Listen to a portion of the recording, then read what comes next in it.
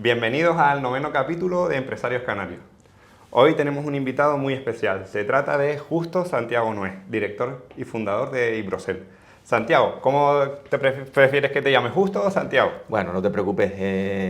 Hay gente que me llama Justo, otros me llaman Santiago, más que Santiago, Santi. Ustedes que son amigos y conocidos, por supuesto, me pueden llamar Santi a lo largo de De la la entrevista. entrevista, sí, por Perfecto, supuesto. Santi. Claro que Oye, sí. pues Santi, tienes una empresa, Iprosel, que ofrece servicios desde ingeniería y construcción hasta la puesta en marcha y mantenimiento de plantas energéticas e industriales. Cuenta con presencia en más de 40 países, más de 150 subestaciones construidas, 40.000 megavatios instalados y más de 300 empleados. Además, ha sido reconocido con varios premios, incluyendo PYME del Año y el premio FICA por su proyección internacional, que son los premios que tienes aquí. Ok. Santi, empezaste siendo docente de la universidad Así hace es. más de 15 años. ¿Cómo diste ese primer paso para emprender y has conseguido que una empresa que empezó en la ciudad de Las Palmas, de Gran Canaria, haya pasado a convertirse en un referente internacional en el sector energético? Bueno, antes que nada, gracias Pablo por contar conmigo y con Iprosel. Y encantado de contar nuestra historia. Efectivamente, empezamos aquí en Canarias hace ya más de 30 años. Realmente empezamos hace 33 en concreto. Como bien decías, pues bueno, soy ingeniero industrial y he sido durante mucho tiempo profesor en la Universidad de Las Palmas de Gran Canaria, como comentaba, y bueno, ahí empezó todo. Como decía, empezamos hace 33 años y 3 años después de empezar configuramos la empresa Iprosel. Lo hicimos 3 socios, ¿vale? Fuimos 3 socios fundadores que creímos en este proyecto. Nosotros, como bien decías, nos dedicamos a actividades de ingeniería muy especializadas, muy centradas en centrales de generación de energía eléctrica, el transporte de dicha energía y distribución de la misma, ¿no? Hacemos diferentes actividades que nos han servido pues, para desarrollar nuestra actividad pues, por todo el mundo. Como decía, empezamos estos 3 socios en el año 93 y estuvimos durante todo ese tiempo muy focalizados en Canarias. Participamos, hablaremos posteriormente de eso, participamos en el desarrollo digamos, de la red energética de Canarias en aquel momento. Y ya en el año, hablando de internacionalización, ya en el año 96 dimos nuestro primer salto internacional. En aquel momento participamos en un proyecto que fue una central de generación diésel en Jamaica y participamos en un consorcio entre empresas españolas, empresas holandesas y empresas americanas, ¿vale? Nosotros llevamos una parte importante de ese proyecto y ese fue, digamos, nuestro primer, digamos, Hito. efectivamente, nuestro primer hito internacional. A partir de ahí, eso fue desde el año 96 hasta el año 98, a partir de ahí, pues empezamos a ser conocidos en el mercado y empezamos a participar en otro tipo de proyectos. Ya nos dimos a conocer, contactaron con nosotros algunas multinacionales dedicadas a esta actividad en el sector. Y el siguiente proyecto fue desde Madrid con la multinacional ABB, que es una multinacional suiza, y con ellos estuvimos casi 3 años dándole soporte de ingeniería para sus proyectos de centrales diésel por el mundo. Con ellos estuvimos pues, en Isla Mauricio, estuvimos en Bahamas, estuvimos en Filipinas. Bueno, en definitiva, estuvimos también por muchos países en el mundo haciendo el acompañamiento, ¿vale? Este, digamos, fue el segundo hito que conseguimos desde el punto de vista de internacionalización. Hay una particularidad, digamos, en esta actividad que hicimos que nos va a diferenciar del resto de actividades que hemos hecho, es que en esta primera etapa hicimos toda esta actividad formando parte de los consorcios, no Vale. como Iprosel como tal, sino formamos parte del consorcio. En la primera etapa pues formamos parte del consorcio español, holandés, americano, en el segundo del consorcio suizo, ¿vale? Y ya en las siguientes etapas todos los proyectos que hemos desarrollado han sido ya como Iprocel. Es decir, eso ha significado que nos hemos tenido que implantar en los diferentes países donde estamos, ¿no? Antes de pasar a esa etapa, quisiera comentar que bueno, estamos ahora mismo implantados en países como Canadá, Estados Unidos, en México, estamos en Chile, Guatemala, República Dominicana, eso es en América. Aquí en África pues estamos en Marruecos, estamos en Costa de Marfil, estamos también en Sudáfrica y en Medio Oriente estamos también en Israel, ¿vale? Qué pasada, porque me doy cuenta que lo que me comentabas es que son especialistas, hacen trabajos muy específicos. Sí. Y entiendo que ese inicio de poder internacionalizarse te lo ha permitido gracias a que estás específicamente haces un trabajo muy concreto. Correcto. Y al final también lo que me gustaría que me contase es que para no morir en el intento, aunque sean muy específicos a la hora de lo que se dedican ustedes, también hay otros desafíos muy importantes a la hora de, bueno, todas las filiales que me has comentado, pues liderar con ellas. Correcto. ¿Cuáles son los desafíos más importantes que has tenido? Antes de pasar a esa parte que en breve lo haremos, lo que sí quisiera comentar es que esa especificidad del trabajo que hacemos es la que nos ha servido para abrirnos al mundo. Es decir, hacemos efectivamente un trabajo muy específico. Es cierto que en un país concreto el mercado quizás está un poco limitado, pero bueno, pues cuando hablas del mundo, pues digamos que se te abren las oportunidades de forma exponencial, ¿no? Y eso efectivamente es lo que nosotros hemos querido llevar a cabo. Entonces, pasando a esta segunda etapa de ir a los países como Iprocel 100%, es decir, que hemos ido ya porque nos los ha demandado el mercado y el cliente. Ya cuando vamos a los sitios, nos vamos con Iprocel y hemos tenido que abrir filiales, ¿no? Y eso ¿cómo lo hemos hecho? Que tú me preguntabas, ¿no? Pues eso nos ha llevado a lo siguiente. Lo primero, crear un departamento dentro de Iprocel de desarrollo de negocios y en concreto en el área internacional. ¿Qué es lo que hace ese departamento? Eso lo creamos aproximadamente entre 2010 y 2012. ¿Qué es lo que hace ese departamento? Analiza los diferentes países en los que pueda haber mercado para nosotros, analiza las condiciones del país, las condiciones del mercado, cuáles son las tecnologías que se van a implantar en el sitio, cuáles son, digamos, desde el punto de vista de las bonificaciones fiscales que la hay si la hubiese. Una vez que tenemos esa información, identificamos quiénes podrían ser nuestros principales clientes, por llamarlo, por centralizarlo, ¿vale? Es decir, los desarrolladores en el sitio, que pueden ser tanto utilities como terceros. Una vez que lo tenemos identificado, pues lo que solemos hacer es que vemos que efectivamente el país tiene posibilidades, pues nos damos un salto al país y ¿qué es lo que hacemos allí? Identificamos los posibles asesorías o despachos que nos puedan ayudar para todo el tema de la implantación.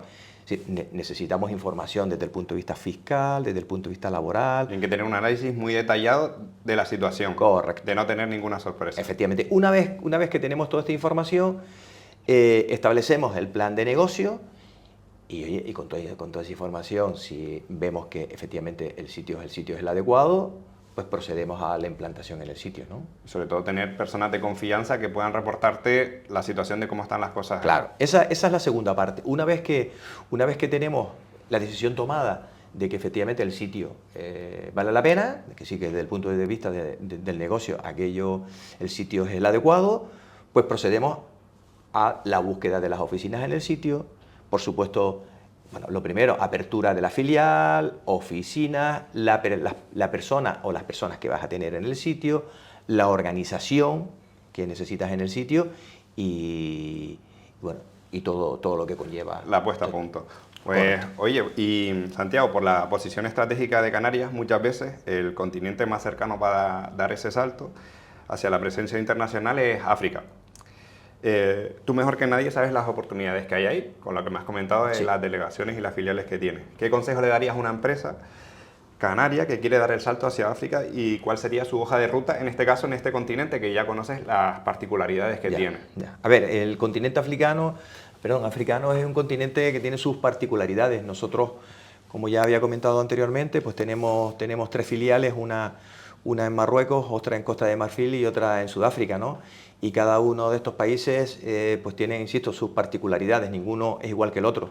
Yo lo que recomendaría es la misma hoja de ruta que acabo de describir, evidentemente el análisis... Bajo la particularidad de África, Claro, a lo mejor claro. una visión tuya, ¿cuál sería? Efectivamente. A ver, uno de los problemas que tienen en la mayor parte de los países africanos es pues, la complejidad o la estabilidad de cada uno de los gobiernos, de los países donde quieras hacer negocio. Además de la estabilidad del gobierno, pues su fortaleza desde el punto de vista financiero. Hay que pensar que la mayor parte de estos proyectos pues, requieren unos volúmenes importantes económicos. Para poder mover las divisas, me imagino también. Y por supuesto, importantísimo el problema que tienen todos estos países con respecto a las divisas, ¿no?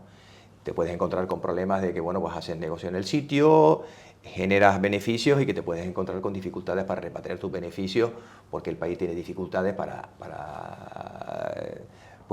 en cuanto a divisas y que te pueda traer ese dinero para acá, ¿no? Esa es una dificultad pues, que tienes que tener en cuenta, ¿no? Entonces, que mucha gente se piensa que el paso más fácil es ir hacia África por la cercanía que tenemos, pero también requiere de ciertos conocimientos que la transición hacia hacer modelos de negocio, oportunidades, es muy difícil. Sin duda. Entonces, me imagino que tendrás que tener personas de contacto ahí o personas, trabajadores locales de ahí que te puedan facilitar el trabajo. Sin duda. Si no... A ver, eso lo tienes que tener en todos los sitios, ¿vale? Eso es una constante que tienes que tener a cualquiera de los países en los que vamos, ¿no? Uno, como decía anteriormente, cuando vamos a los sitios necesitamos agencias o necesitamos gestorías que nos ayuden al desarrollo de nuestra actividad en el sitio, ¿no? Porque es fundamental. Puedes tener un producto que vender, puedes tener un servicio que ofrecer, que lo tenemos, pero esa no es la dificultad es llevarlo a cabo en el sitio, ¿no? Y una vez que lo llevas a cabo en el sitio, es decir, que llevas la actividad, la cobras, que es importante, y una vez que la cobras, pues pagar todos tus compromisos y de lo que queda te lo tienes que traer para España. Es decir, tienes que tener todos esos pasos, los tienes que tener controlados y en estos sitios no siempre es posible, ¿vale? Bueno, genial. Pues oye, hablando de Canarias y de Iprocel sobre todo, me gustaría conocer el impacto que ha tenido Iprocel con la transición energética que ha habido en Canarias. Entonces, ¿cómo ha contribuido tu empresa en el desarrollo de las infraestructuras energéticas en las islas?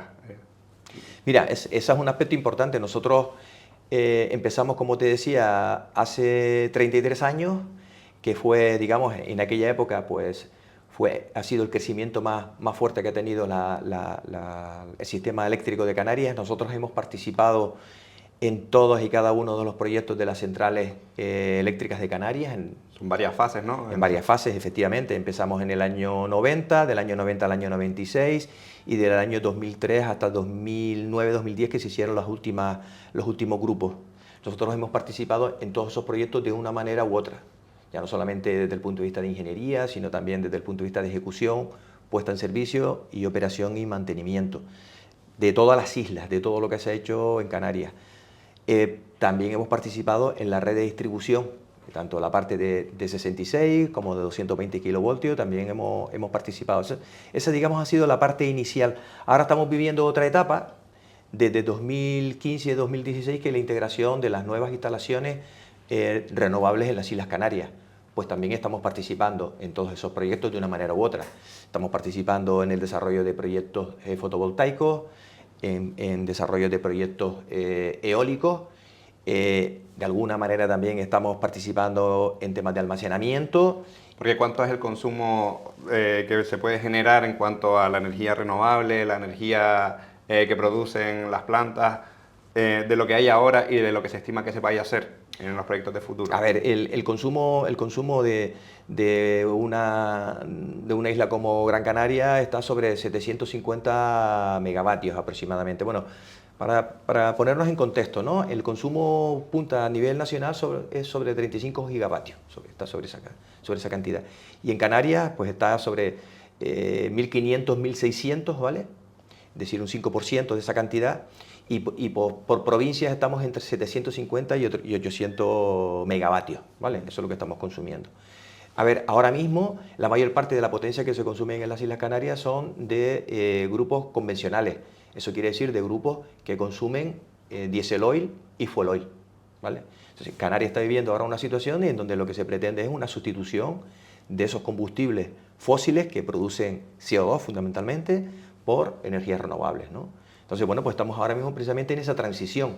Lo ideal, ya la península se están consiguiendo proporciones de entre 40 y 45% de renovables y aquí no llegamos ni al 18% de renovables, ¿no? Entonces, la idea es que eso vaya creciendo en los próximos años. Quiere decir que vaya saliendo del pool de consumo las energías convencionales que consumen CO2 y que vayan entrando las renovables. Pero me imagino que será un desafío también, no solo producirlas, sino ahora querer mantenerlas. Correcto. Porque a día de hoy no tenemos recursos para mantener toda la energía que producimos. Así es. Las Islas Canarias tienen un doble problema. Somos islas como tales, pero también tenemos, los sistemas eléctricos son también islas, son sistemas aislados. Eso quiere decir que son sistemas débiles y que esa penetración de renovables, es decir, el conseguir por encima del 20, del 30%, tiene cierta complejidad adicional que hay que solucionar desde el punto de vista técnico, ¿vale? Y se están ahora mismo en Porque eso. las principales islas, Tenerife, por ejemplo, para La Gomera puede darle electricidad, me comentabas el otro día, Sí. pero, por ejemplo, para el resto de islas tienen que ser independientes, porque el Correcto. tema del cableado Efectivamente. es un Ahora desafío. mismo los únicos sistemas que están unidos hoy por hoy son el de Fuerteventura y el de Lanzarote. El resto no están. Ahora, hay un proyecto y ya se está ejecutando entre Tenerife y La Gomera, que será lo siguiente, pero bueno, en un futuro hay pensado unir Fuerteventura, Lanzarote y Gran Canaria, pero se está en eso, ¿no? Ahora mismo. Genial, pues. Y también me imagino que los desafíos que se hacen en cada isla, como puede ser el proyecto que hay de Gira Soria para el almacenamiento de energía, son soluciones independientes para cada isla, para darle una solución a... A ver, efectivamente, son soluciones, por ejemplo, Gira Soria es una solución de almacenamiento para poder tener más penetración de renovables, que es lo que queremos, y que salga fuera de servicio las convencionales, es decir, las que producen CO2, necesitamos una tercera aportación que tiene que ver con el almacenamiento para darle estabilidad al sistema, ¿no? Gira Soria tiene que ver con eso, con la parte de almacenamiento y que se permita la penetración cada vez más de renovables y que podamos sacar del sistema las convencionales, es decir, las que producen CO2. Aquí en Gran Canaria pues tenemos las presas de Gira y de Soria ya están construidas y se están aprovechando esas infraestructuras para crear este sistema de almacenamiento. En Tenerife creo que hay ya también proyectos planteados, pero allí sí que hay que crear los pantanos, quiero decir que son proyectos que hay que avanzar un poco más, pero yo creo que también allí están pensando en ello y que va a ser necesario. Y ustedes, mejor que nadie, son expertos en soluciones renovables. Y estuve viendo que las soluciones que han ido poniendo a lo largo de los años con Iprocel son, por ejemplo, los parques eólicos marinos en Europa y en Estados Unidos. ¿Me podrías dar más detalles? Sí, nosotros, de cómo han sido? sí, en cuanto a, digamos, temas de renovables, en los últimos tiempos, además de lo que estamos comentando, participar en proyectos de fotovoltaicas en tierra y eólicos en tierra, hemos dado un salto y estamos participando en grandes proyectos en eólica marina. Ahora mismo estamos en 3 proyectos que están en ejecución, uno en Alemania y otro en Francia, cada uno de 400 megavatios.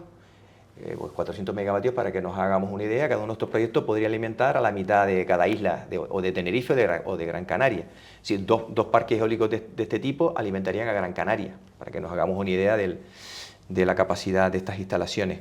Estamos unos en Francia y otro en Alemania, y estamos en otro en Estados Unidos, en frente de las costas de Massachusetts, de 800 megavatios. ¿Vale? Ese, por ejemplo, solo ese parque podría alimentar completamente a la isla de Gran Canaria, desde el punto de vista de su capacidad. Estos parques son parques que en aguas con profundidades entre 60 y 70 metros, ¿vale?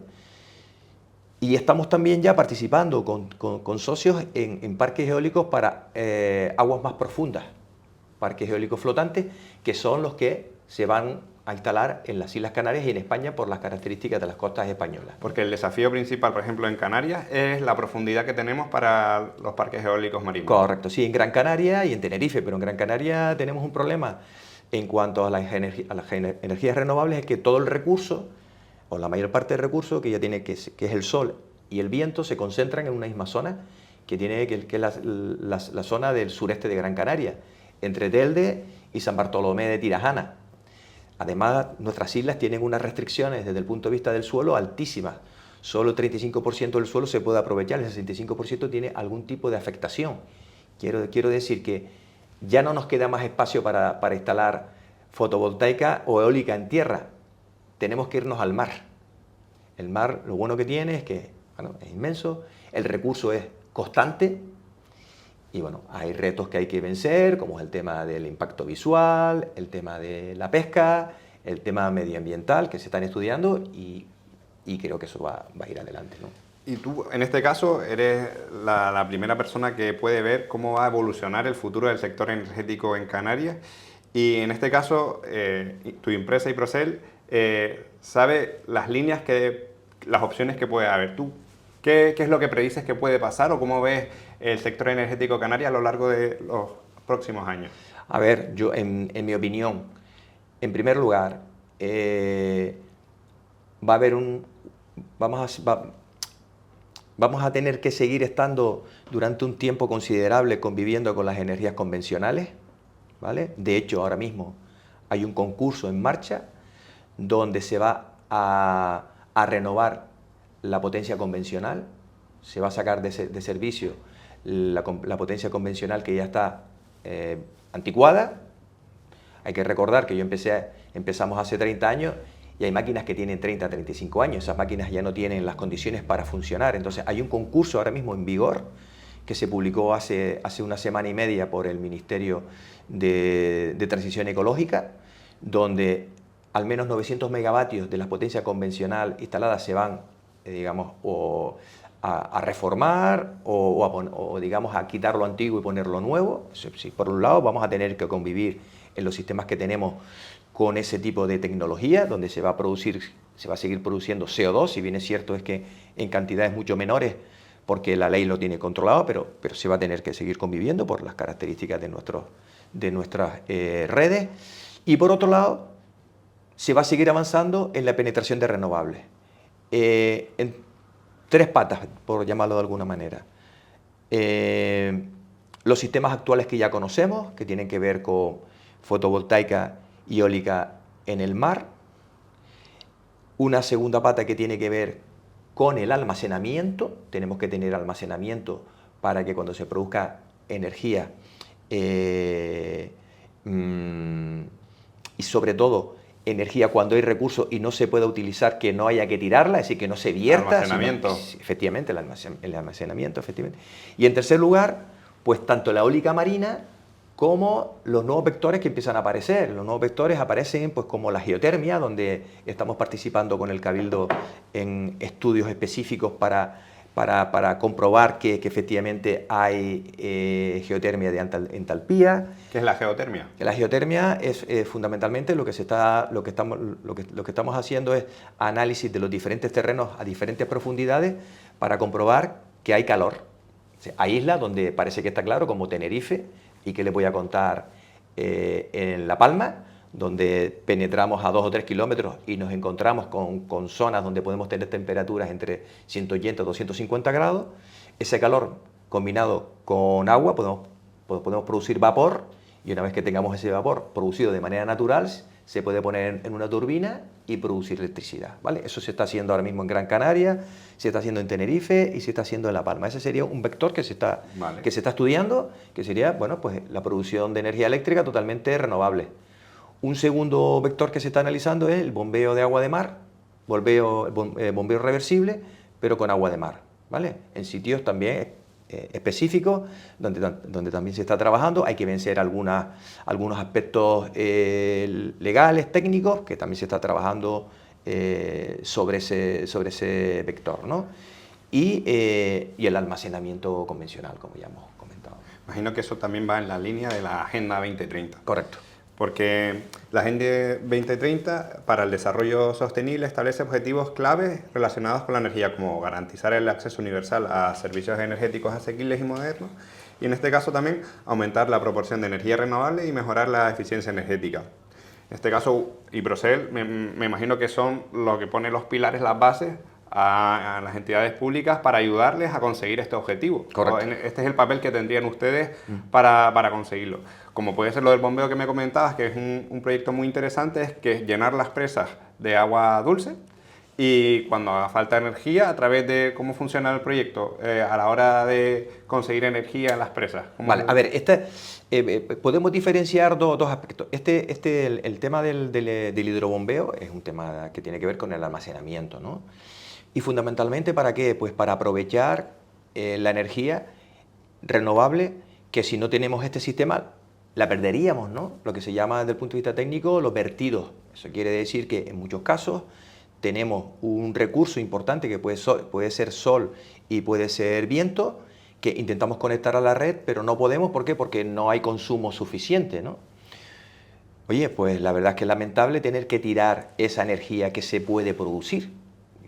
Y realmente cuando hablamos de tirar, lo que estamos diciendo es desconectar estas plantas de producción. Pues lo que se hace en esos momentos, cuando me sobra energía, lo que hacemos es con este tipo de plantas, primero que nada, desalar agua. Desalar agua requiere energía. Una vez que se desala el agua y tenemos agua potable, la bombeamos hacia la presa, en este caso a la presa de Chira, y una vez que la tenemos en la presa de Chira, lo pasamos a la presa de Soria, ¿no? Perdón, de Soria a Chira. Es decir, pasamos de energía cinética a energía potencial. Y ya tenemos el agua almacenada. Y a la inversa, podemos tener circunstancias donde necesitemos energía, no tenemos planta suficiente para generarla y hacemos la generación con esa energía que tenemos depositada en el tanque superior. No sé si me he explicado. Sí, al final es un proyecto también de un desafío, aprovechando el relieve que tienen las islas, y es una oportunidad para que sigamos adelante en el tema de la Agenda 2030 hacia la transición de energías renovables. Correcto. Me parece, la verdad, que un proyecto con mucho potencial, sobre todo en Canarias, que tenemos mucho desnivel. Y Santi, una última pregunta, ya en este caso más a lo personal, de cara a si tuvieses la oportunidad de viajar en el tiempo y hablar con tu yo del pasado hace 20 años, ¿cuál sería el mejor consejo que le darías?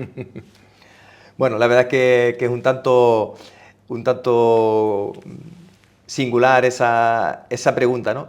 Es difícil contestarlo porque, bueno, más que 20 o 30 años atrás, ahora con la experiencia que tengo, pues, en fin, cualquier razonamiento sería muchísimo más conservador del que tuve en aquel momento, ¿no?